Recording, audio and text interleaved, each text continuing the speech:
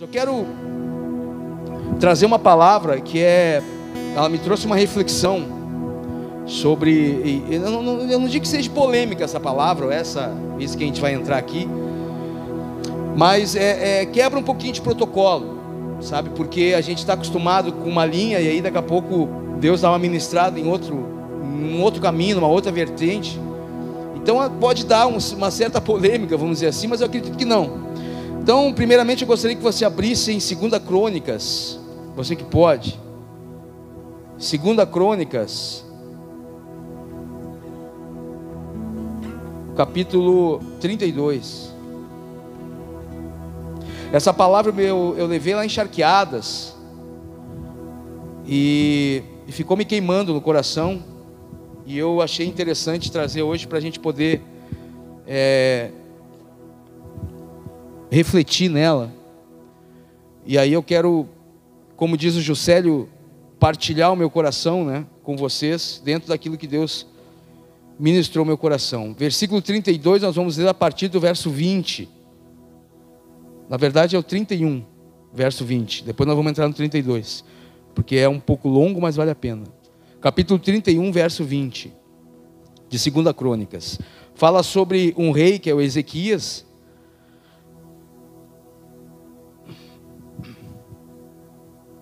Segunda Crônicas 32, a partir do verso 20. Estou lendo aqui na NVI, Nova Versão Internacional, então pode dar alguma diferença, mas creio que nós vamos nos entender. No final dá tudo certo, como diz o pastor Flávio. Foi isso que Ezequias fez em todo o reino de Judá. Ele fez o que era bom e certo, e em tudo foi fiel diante do Senhor, do seu Deus. Em tudo que ele empreendeu no serviço do templo de Deus e na obediência à lei e aos mandamentos, ele buscou o seu Deus e trabalhou de todo o coração, e por isso prosperou. Aí entra no capítulo 32. Depois de tudo o que Ezequias fez com tanta fidelidade, Senaqueribe, rei da Síria, invadiu Judá e sitiou as cidades fortificadas para conquistá-las. Quando Ezequias viu que Senaqueribe pretendia guerrear contra Jerusalém, consultou os seus oficiais e os comandantes do exército sobre a ideia de mandar fechar a passagem de água das fontes do lado de fora da cidade. Eles concordaram. Assim, ajuntaram-se muitos homens e fecharam todas as fontes e o riacho que atravessava a região. Eles diziam: por que deixar que os reis da Síria venham e encontrem toda essa água? Depois, com grande empenho, reparou todos os trechos quebrados do muro. Algumas versões dizem depois ele tapou todas as brechas do muro e construiu torres sobre ele. Construiu outro muro do lado de fora do primeiro muro e reforçou o Milo da cidade de Davi. E mandou fazer também muitas lanças e muitos escudos. Versículo 6. Nomeou sobre o povo oficiais militares e os reuniu na praça, junto à porta da cidade, animando-os com estas palavras: sejam fortes e corajosos, não tenham medo, nem desanimem por causa do rei da Síria e do seu enorme exército, pois conosco está um poder maior do que está com ele. Com ele está somente o poder humano, mas conosco está o Senhor, o nosso Deus, para nos ajudar e para travar as nossas batalhas. E o povo ganhou confiança com o que disse Ezequias, rei de Judá. Versículo 9. Mais tarde, quando Senaqueribe, rei da Síria, e todas as suas forças estavam sitiando Laquis, mandou oficiais a Jerusalém com a seguinte mensagem a Ezequias e a todo o povo de Judá que morava lá. Versículo 10, e aí é a chave do que eu quero falar. Assim diz Senaqueribe, rei da Síria: em que vocês baseiam a sua confiança para permanecerem cercados em Jerusalém? Amém? Até aí por enquanto. Essa história que nós estamos vendo aqui em 2 Crônicas, ela é um resumo do capítulo 18 e 19 de 2 Reis. Eu não peguei 2 Reis porque tem muitos detalhes dessa história. E aqui mostra, na verdade, que o cronista deu uma enxugada. Ele até não falou em alguns detalhes que tem nessa história, em 2 Reis 18 e 19. O rei Ezequias foi o rei, que você deve saber, que restaurou a adoração no templo, que estava arrebentado. Foi o mesmo rei que teve os 15 dias acrescentados aos seus dias, quando deu um decreto de morte na vida dele. O profeta Isaías foi lá, ele se arrependeu do seu orgulho, diz a Bíblia que ele olhou para a parede, como se diz, né? E se arrependeu, e Deus acrescentou 15 anos à vida de Ezequias. É esse mesmo rei que tirou o povo da iniquidade que estava vivendo no reinado de Uzias, que era pai esqueci o nome do rapaz, do Ezequias. Então esse rei, como você leu aqui, ele era reto aos olhos do Senhor, fazia tudo que tinha que fazer. Se você pegar o começo, quando começa a falar dele, você vai ver que ele tinha 25 anos de idade e era realmente temente a Deus e confiante em Deus. Onde é que eu quero chegar com isso aqui? Tudo aquilo que você leu, que ele fez, ele tomou frente para se defender de um ataque, que era o ataque desse endemoniado aqui, rei da Síria, que não tem outra palavra para ele. Porque esse homem, ele não afrontou somente Ezequias, ele afrontou muito mais a Deus, com a sua prepotência. E lá em 2 Reis, você vai ver que Deus dá um decreto sobre esse homem.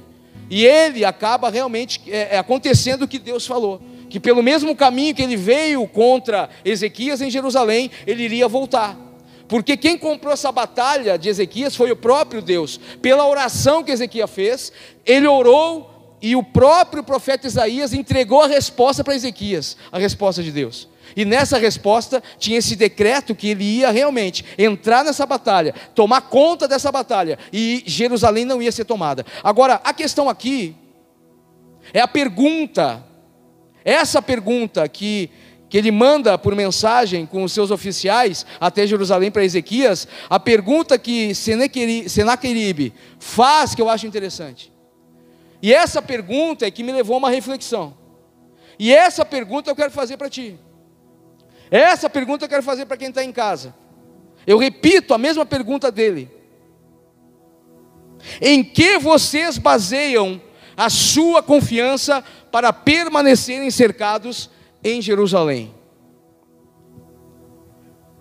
A reflexão que eu fiz é sobre a questão de confiança, confiar. E não só confiar, mas também acreditar. E existe uma diferença nisso. E eu tenho uma coisa para te dizer. Nós não temos dificuldade em acreditar em Deus. Nós não temos dificuldade em acreditar naquilo que Deus é, naquilo que falam, naquilo que nós lemos. A dificuldade que nós temos é em confiar. Se nós fizermos uma enquete, fomos lá para, vamos dar um exemplo, Esquina Democrática em Porto Alegre. A gente pegar uma planilha, ficar no meio da Esquina Democrática e levantar ali uma opinião popular, uma enquete, e perguntar quem acredita em Deus. É óbvio que vai ter pessoas que vão dizer que não. Mas você acha que a grande maioria vai dizer o quê? Que acredita ou não acredita? Se eu perguntar para você, é óbvio que você vai dizer que acredita. Qualquer cristão na face da terra, e não só cristão, qualquer religião que você chegar, a maioria delas, você chegar e perguntar, você acredita em Deus? A pessoa vai dizer que sim. Você crê em Deus? Ela vai dizer que sim. Agora, a reflexão que eu fiz para mim, comigo mesmo, e isso eu quero compartilhar com vocês, será que eu tenho a confiança, uma base de confiança em Deus, ou eu acredito em Deus? E por que tem uma diferença? Porque se você analisar isso nos nossos relacionamentos, você vai ver que você conhece muita gente, acredita nessas pessoas que você conhece, mas não quer dizer que você confie. Por quê? Porque a confiança é um nível mais profundo. A confiança leva a um nível maior. Por quê? Porque para mim confiar em alguém, eu tenho que conhecer esse alguém. E além de conhecer, eu tenho que acreditar. E além de acreditar, eu tenho que ter uma intimidade com essa pessoa. Amém? Quantos estão comigo aí? Concordam? Eu não confio em qualquer pessoa. A confiança que Ezequias tinha aqui era enorme. Não é porque ele confiava que ele não se precaveu. O pastor Flávio falou uma coisa aqui que me marcou terça-feira. Ele falou sobre a preocupação e a precaução.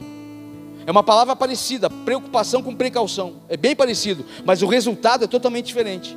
Aqui ele não estava preocupado, ele estava se precavendo. Quando ele construiu outro muro, quando ele tapou as brechas do muro, quando ele foi lá e fez armas, fez coisas para se defender. Ele estava se precavendo, não estava preocupado.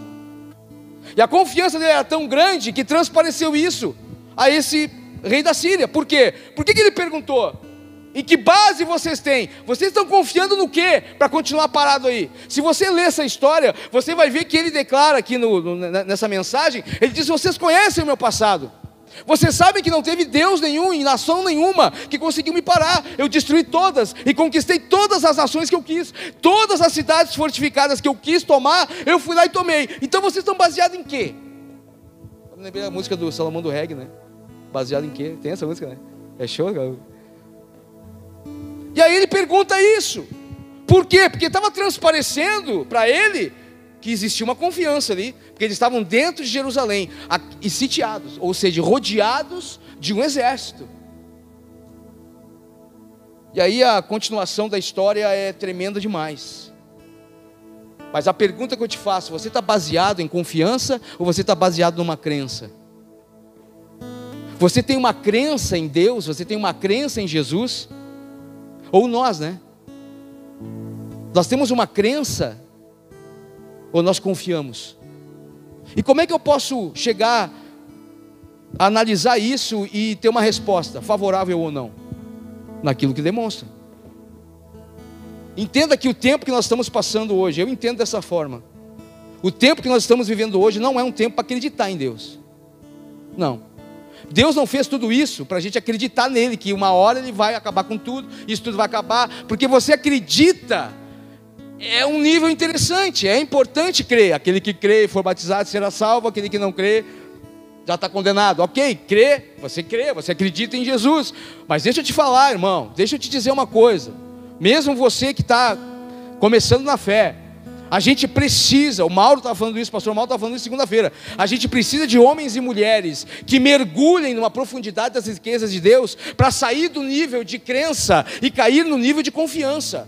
O confiar, ele é muito mais violento, o confiar, ele é muito mais extravagante, o confiar te leva a perigos. Agora eu acho interessante, e aí eu separei aqui para você também, para nós. Pode abrir a Bíblia aí, Tiago, capítulo 2. E eu acho forte o que Tiago fala aqui. Porque ele não compara. A intenção de Tiago aqui não foi comparar a demônio. Mas Tiago está ministrando sobre a questão de obras. Fé com obras, ou obras com fé, ou obras através da fé. E Tiago capítulo 2, versículo 9... Ele fala algo interessante.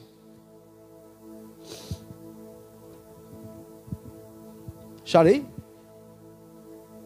O celular é mais rápido, né? É, malandro. Eu estou aqui folhando, tu já achou, ele só bota... faz parte. 2:9. Olha só o que ele diz aí. Tu crês que existe um único Deus? É isso que está escrito aí? Claro, a versão pode mudar, né? O que está escrito aí? Lê aí, Josias, por favor. 19. Eu falei 19, vocês erraram aí, gente. Não, eu falei 19. 2:19. O que, não é? É sim. Eu falei 19. Eu não é. A Nadia já quer me... 2:19. Crês tu que existe um único Deus? Ou você crê que existe somente um Deus? É isso que está aí? Fazes bem. Por quê? Quem é que crê também? Porque porque os demônios também creem e tremem. É óbvio que esse crer que os demônios creem não é crer na salvação. Não é crer em Jesus, mas eles acreditam. Se você chegar num demônio, se você entrevistar um demônio, tem uns que entrevistam demônio, eu acho interessante que as entrevistas de demônio, sabe? Já viu? É interessante, né? Diz assim: de onde é que tu veio? Gente, de onde é que veio o demônio? Do inferno. O que tu vem fazer? Eu disse, o que o demônio vem fazer, cara? Sabe, é umas perguntas meio estranhas, mas tudo bem, cada um com cada qual. Mas se nós fôssemos entrevistar um demônio, o demônio está ali, e diz, tu acredita que Jesus morreu na cruz? Acredito. Tu acredita que ele ressuscitou o terceiro dia? O que o demônio vai dizer? Acredito. Tu acredita que Jesus vai voltar, vai reinar e julgar todas as coisas? O que o demônio vai dizer? Acredito. Então batiza o demônio, porque ele acredita na mesma coisa que nós acreditamos. Por isso que eu estou falando para você que o acreditar muitas vezes ele se torna um pouco raso. E aí você entra nesse contexto de saber o que é confiança. Confiar é você se abrir. Acreditar é importante. Eu não estou aqui, gente, tirando da Bíblia o crer, por favor. Eu não estou dizendo que o crer não funciona. Eu dei um exemplo para a Patrícia Ligeira, minha esposa. Eu dei um exemplo para ela do churrasco. Se você tem o carvão, para fazer um churrasco você precisa do carvão e da carne, amém? Aí eu disse para ela, se tu não tem o carvão, amor, daí ela disse assim, eu faço com lenha. Ela sempre está nessa aí de querer dar uma, é que nem o Ronaldinho Gaúcho, driblar, está sempre de brando, está sempre dando pedalada. Daí disse, não, mas vamos dizer que não tenha, me ajuda, não tem a lenha, só o carvão. Se tu tem o carvão e não tem a carne, adianta? Não, tu vai ter o fogo, mas não tem a carne. Aí se tu tem a carne e não tem o carvão, complica também. Se ela diz, eu faço no forno. Mas estou falando de churrasqueira. Então, se tu ter o carvão e ter a carne, é o princípio. Agora, o que eu quero dizer para você é que o crer é o carvão. Amém? Ele ajuda. Mas o alimento é o carvão ou a carne? É a carne. Aí você entra em Hebreus, ele diz uma coisa interessante. Entrando confiadamente no Santo dos Santos, é com confiança, não é acreditando somente, é confiando com ousadia, com intrepidez, que nós entramos no Santo dos Santos, ou seja, acreditar é o carvão, vamos dizer assim. Agora, o confiar é a carne, é o que alimenta. Tem uma ilustração que eu acho muito interessante, queria passar, talvez você já tenha escutado, se já escutou, tenha paciência, escute de novo. E se não escutou, vai escutar. Existia um homem que ele era chamado campeão de travessia de Cabo de Aço. Já viu essa? Conhece? Ele fez um desafio de atravessar um penhasco de uma ponta a outra, num cabo de aço. E aí ele fez aquela larida toda, chamou a mídia, chamou todo mundo estava lá e tinha um menininho. O menininho foi lá, ficou sabendo pela cidade, foi lá, se sentou numa pedra e ficou, eu vou cuidar desse cara, vou ver o que esse cara vai fazer, vai se matar. Se sentou na pedra e ficou ali, o cara pegou, a primeira vez que ele foi passar, pegou aquela barra e atravessou o penhasco de uma ponta a outra. O guri já olhou, sentado, olhou, pô, mas o cara atravessou mesmo. Aí ele disse, agora eu vou atravessar vendado. Pegou, botou uma venda aí o guri já levantou da pedra. Ele disse, mas o cara é bom mesmo, cara. O cara tem a manha. Esse aí eu acho que é campeão mesmo desse negócio. Ele foi lá, atravessou vendado e voltou. Daí pegou uma bicicletinha bem pequenininha, tipo aquelas de circo. Pegou a bicicletinha e atravessou o cabo de novo. Daí o guri saltou da pedra.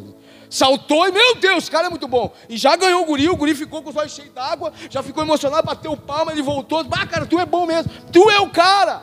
Tu realmente é um campeão de travessia de cabo, de aço. E o cara olhou para ele e disse, é mesmo, gostou, cara, gostei, tu acredita que eu atravesso de novo? Claro que acredito, cara, como é que eu não vou acreditar no que tu fez aí?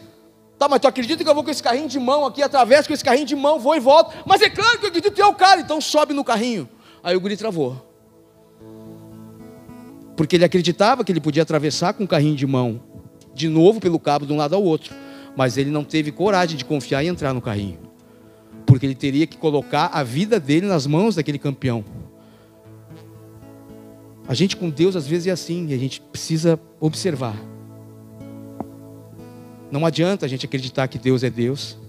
Não basta, não é que não adianta, não basta. É muito pouco para nós como filhos, somente acreditar que Ele é Deus, que Ele faz, que Ele é maravilhoso, cantarmos, erguermos as mãos, isso é bom, isso faz parte, irmãos. Mas a questão é lá fora. A questão é no dia a dia. A questão é entrar no carrinho. A questão não é só acreditar, a questão é realmente confiar nele, de uma forma que você se entregue totalmente. Sabe por que tem pessoas que têm dificuldade na questão, por exemplo, que a gente bate muito nisso, não porque a gente é uma igreja, eu entendo dessa forma, que fica pedindo grana, mas por que as pessoas têm dificuldade de dizimar e ofertar? Algumas não têm, mas as que têm, por que tem uma dificuldade disso? de obedecer isso, porque não confiam, cara. Não confiam que Deus vai cuidar. Não confiam que Deus vai suprir. Não confiam que realmente existe. Elas acreditam, mas não confiam. Você está entendendo isso? Não. Acreditar é uma coisa, confiar você se entrega. Agora, por que você acha? Por que você acha que tem pessoas, muita gente, que está se batendo nesses dias? Se batendo no sentido de estão deixando de viver o que viviam. Em Deus eu estou falando. Eu não estou falando na parte material e física, porque isso está todo mundo, a maioria das pessoas estão passando dificuldade. Amém? A gente está fazendo o trabalho de moradores de rua ali, que o pessoal sabe, o SOS Vidas, ok. Mas não é só as pessoas em situação de rua que estão passando aperto. Tem muita gente passando. Agora a questão é que isso está acontecendo para sacudir eu e você, para nós sairmos do nível de acreditar e entrarmos no nível de confiar. Quando você pega Salmos 125:1, não precisa abrir, mas o que diz ali em Salmos 125:1? Os que acreditam no Senhor são como os montes de Sião, que não se abalam e permanecem para sempre. Amém? Não, irmão. Não diz os que acreditam, é os que confiam. Os que confiam no Senhor são como os montes de Sião, que não se abalam e permanecem para... Por que você acha que tem gente abalada? E por que tem pessoas que não estão permanecendo? Porque acreditam, mas não confiam. Então quando nós nos abalamos, automaticamente isso nos leva para quê? A deixar de perseverar, a deixar de continuar. Por isso, a importância de confiar, a importância de ter uma... Eu falei isso já aqui, e vou falar de novo, que eu acho tremendo, e faz um tempo, acho que foi nas primícias, que Deus me mostrou aquilo, me saltou os olhos, Mateus 6.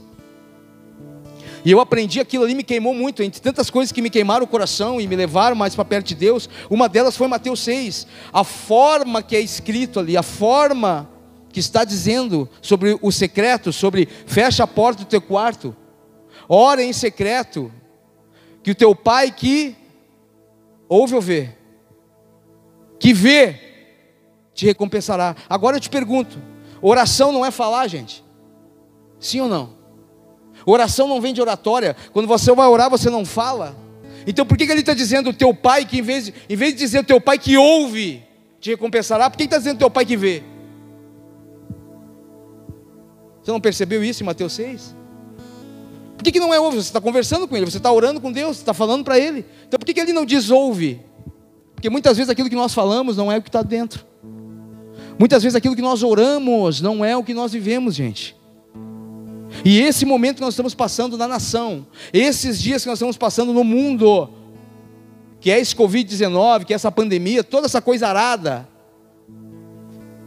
eu digo no popular, está separando os homens dos meninos, e as mulheres das meninas também.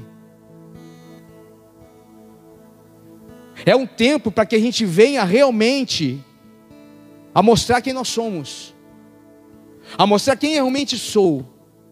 Se é que eu sou o Fábio que acredita ou o Fábio que confia? Se é que eu sou o Fábio que tem uma crença nas histórias da Bíblia, que acha lindo? Ou será que é o Fábio que confia de uma forma sobrenatural, ao ponto de não temer, de não se abalar com situações?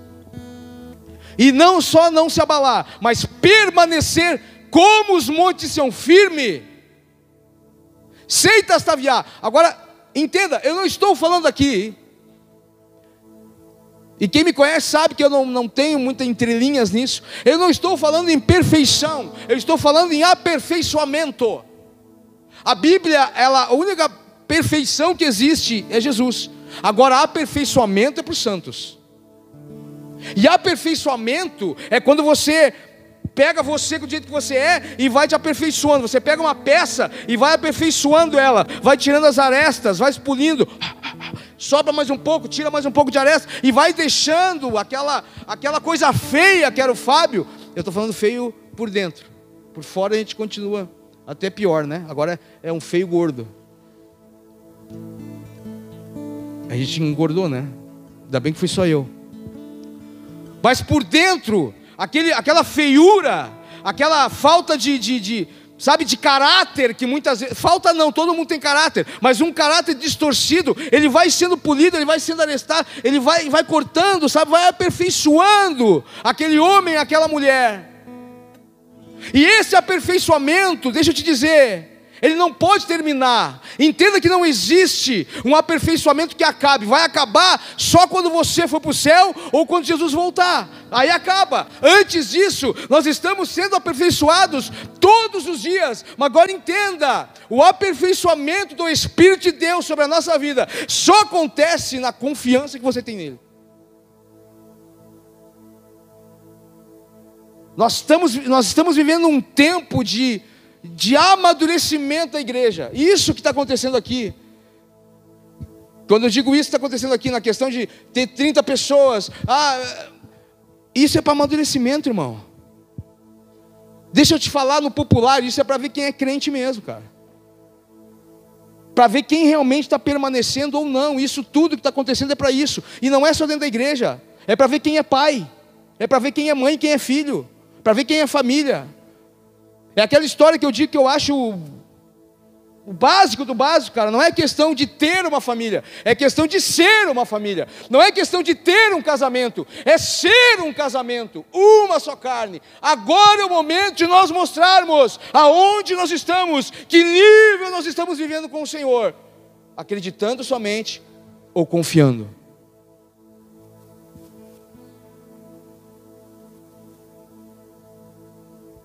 E eu repito, essa confiança que eu tenho nele, essa confiança que você vê em tantos homens da palavra, da Bíblia, é interessante isso, porque essa confiança quem gera é ele mesmo. Aliás, me diga o que a gente pode fazer, a não ser obedecer, e fazer aquilo que é reto aos olhos dele. O que nós podemos fazer, irmãos? O que você pode dar para Deus que possa compensar o que Ele faz? O que você tem de maior valor que você possa dar para Ele, para compensar o que Ele faz por você? Deixa eu te dizer uma coisa sem medo de errar. Talvez você já tenha sido livre da morte, sem saber. Tem livramentos que Deus te dá, que você nem sabe, nem viu, nem sonha, mas Ele viu, e os anjos também. Então quando você começa a perceber a grandeza desse Deus, o cuidado dEle conosco, talvez, é claro, talvez seja aquela história, talvez você não tenha tudo o que quer, mas eu vou ser sincero para vocês, eu já passei dessa, sabe? Eu não tenho mais essa coisa assim de, eu queria ter isso, queria ter aquilo, queria ter aquele outro. Eu estava falando isso com a Nadia, né, Nadia? Quando você começa a viver algumas coisas em Deus, e Deus vai te dando oportunidades de algumas coisas, você começa a perder o interesse por coisinha, por mesquinharia, por bobagem, sabe, por coisas que você ainda enxerga, e percebe que, e é bom isso, quando você percebe que está crescendo, sabe, José? Não é que você está melhor que o outro, não é isso a questão de ser melhor, mas você percebe que está mudado, você percebe que tem coisas que para algumas pessoas é tão importante, para você não. É que nem o apóstolo Paulo falou, sabe, olha, para mim tudo é esterco. É esterco. Depois que eu conheci Jesus, depois que eu confiei, depois que eu me entreguei, depois que eu me tornei realmente, eu sou o ó do Borogodó. É tudo esterco, perto da glória de Deus na minha vida. Quando a gente começa a enxergar dessa forma, a vida fica melhor, a vida fica mais alegre, a vida fica mais leve, irmão. Quando você começa a confiar que Deus está no comando da sua vida, no comando de todas as coisas, não tem um pingo, uma vírgula, nada passa reto aos olhos de Deus. Quando você percebe isso, quando o seu coração queima por isso, e você reconhece esse cuidado, e você confia com toda a tua alma quem é Ele, do cuidado e do amor dEle, você confia com todo o teu amor, tanta coisa começa a ir fora, irmão. Tanta briga começa a ir embora, irmão. Tanto orgulho, tanto ciúme, tanto cargo, tanta oportunidade, tanta coisa começa a se esvairar pelos dedos, sabe, Gesiel? Começa a ir embora, você não dá mais bola. Por quê? Porque não precisa. O Senhor é meu pastor e nada me faltará. Amém? Agora é interessante no hebraico que isso muda. Estava conversando com o pastor Flávio sobre essa questão de tradução, gente. A gente não tem que debater a Bíblia em si, mas versões a gente pode contestar sim. Porque no hebraico muda. Porque a gente tem o Senhor é meu pastor e nada me faltará. Esse nada me faltará sempre nos remete como ser humano a coisas. Então a gente usa essa passagem e diz assim, bom, nada vai me faltar, né, ele vai me dar, nada vai me faltar. Agora eu te pergunto, falta dinheiro de vez em quando, sim ou não? Falta dinheiro ou não, gente? Se vocês têm, me empresta então, bota para fora, filho, abençoe os irmãos. Falta dinheiro ou não falta? Falta amor às vezes ou não falta? Sim ou não? Falta amizade de vez em quando, sim ou não? Falta um monte de coisa. Agora no hebraico, quando você traz para a realidade, o Senhor é meu pastor, ou seja, o meu amigo íntimo, na tradução original, o meu amigo íntimo, ou o meu pastor, Ele é meu pastor, e não me faltará. A questão é Ele, não é as coisas. Você está entendendo isso? O Senhor é meu pastor e nada me faltará. Mas daí você entra num parafuso às vezes, lá no fundo. Claro que o crente não, né? O crente ele... Não, eu sei que... Mas lá no fundo, pô, mas se o Senhor é meu pastor e está faltando, cara, eu estou sem emprego. Fui desempregado, está faltando. Mas o original não é nada. Aí entra a confiança. Eu não estou dizendo para você que você não vai tomar ali um amargo de melissa de vez em quando. Não é pecado. Tomar um comprimidinho, né, Patrícia? Para dormir.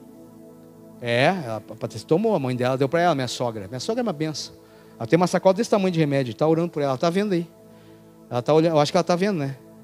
Meu sogro também. Eu estou ralado, não devia ter falado. Eu acho que domingo eu vou lá, mas tudo bem. E no médico não é falta de confiança, tomar remédio não é falta de confiança, não é essa a questão. Agora a questão é quando está o mundo caindo sobre a sua cabeça e você tem a paz que excede todo entendimento. É aquela paz que todo mundo olha e não entende. Mas como que pode? Porque você confia, não só acredita. Você não tem somente uma crença, você confia. E quando você confia, você sabe que está passando aquilo por algum motivo. E deixa eu te dizer uma coisa, muitas vezes, eu arrisco a me dizer que na maioria das vezes, o perrengue que nós passamos, foi nós que criamos. Não foi Deus que nos colocou. E aí depois que a gente faz, a gente ora. Acontece muito isso. A gente faz, e quando vê que deu errado, ai meu Deus, aí Deus ser justo. Aí Ele como pai diz, olha, eu vou permitir agora para... E aí de novo, eu repito o Salmo 125:1. Os que confiam no Senhor são como os montes de Sião, que não se abalam, mas permanecem para sempre. Ou você acha que nunca me deu vontade de sair correndo de casa? Você acha que nunca me deu vontade de sair, de ir embora, sumir, ir lá para o meio do mato, numa casinha bem pequenininha, ficar lá quietinho, só ouvindo os passarinhos cantando? Você acha que não deu vontade disso? Você acha que não dá vontade às vezes de explodir? Não dá vontade de falar algumas coisas que às vezes a gente tem vontade de falar? É óbvio, com você pode acontecer isso também. É como eu sempre digo, a vontade não é pecado. Pecado é fazer. Daqui a pouco te dá aquela tentação de falar algumas coisas, de fazer algumas coisas, que nem o pastor Rony falou aqui. Olha, não fica dando jeitinho, mas às vezes aperta as coisas e você tenta fazer alguma coisinha que outra para poder... Isso pode acontecer, meu irmão. Agora aí que eu digo para você, quando nós entramos nesse nível de confiança, aí o jeitinho não é você que dá. É o jeitão dele que entra em cena. E aí você pode estar sitiado no meio de uma pandemia. O rei da Síria pode estar ali, querendo entrar na tua casa. Pode ter um inferno querendo te atacar. Pode ter um mundo querendo te arrebentar.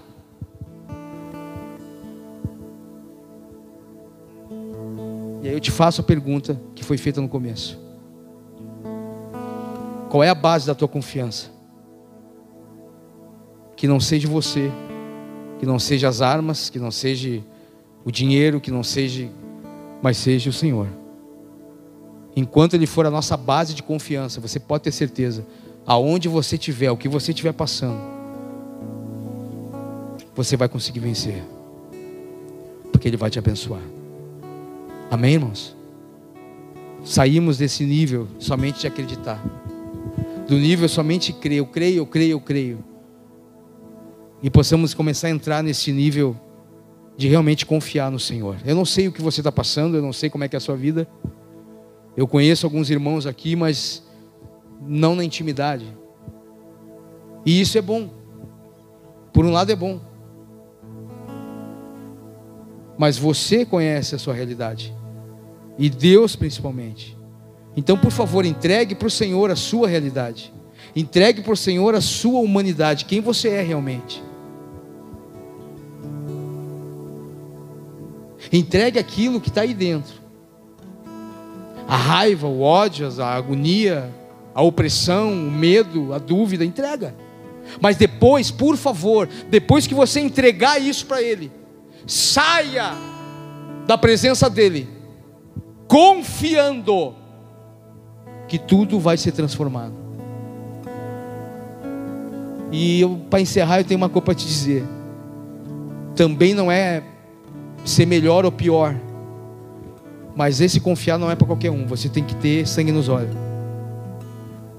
Tem que ter sangue nos olhos. Você tem que ter uma veracidade muito grande, botar para fora o leão que está aí dentro, para você poder confiar realmente da forma que tem que confiar no Senhor. E dessa forma, realmente os céus se abrirem sobre a sua vida, sobre a sua casa, sobre você, e você ser transformado de glória em glória, ser transformado todos os dias. Um exemplo rápido aqui, um teste rápido. Se você olhar para você hoje, você olhar para você há um ano atrás, como é que você está? Obrigado. Por que é um teste rápido? Porque se você for sincero com você mesmo, você vai saber o nível que você está em Deus. Há um ano atrás, lembre de você há um ano atrás. E agora olhe para você hoje. Como é que você está? Talvez você me diga, eu estou melhor, eu passei no concurso. Ok. Mas e os teus sentimentos? Os teus pensamentos? Por dentro, como é que você está? Quem é o Fábio? Quem é a Patrícia? Quem é a Dani? De um ano atrás. Aí se você chegar na conclusão que você já não é mais o mesmo, não é perfeita, não é perfeito e nem perfeita, mas você é outra pessoa. Que você, há um ano atrás, de repente estava arrebentado e hoje está restaurada e restaurado.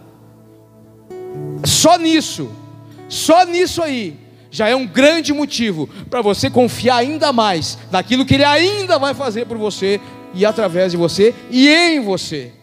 É só você olhar. Quem era o Betão há um ano atrás? Quem era o Anadião há um ano atrás? Quem era o Rodrigão há um ano atrás? Quem era o Nicão há um ano atrás? O Rafa, a Dani, todos nós aqui. Gesiel, quem era tu há um ano atrás? Quem era você há um ano atrás? Quem nós éramos há um ano atrás? E quem nós somos hoje? Ele operou ou não operou, gente? Ele fez algo ou não fez algo? É claro que fez. É óbvio que Ele fez, porque Ele é um Deus poderoso. Então confie cada vez mais, se entregue cada vez mais a Ele, todo dia, todo o tempo. E essa transformação vai se multiplicar, que nem você vai se conhecer em algumas situações que lá atrás você trocava os pés pelas mãos.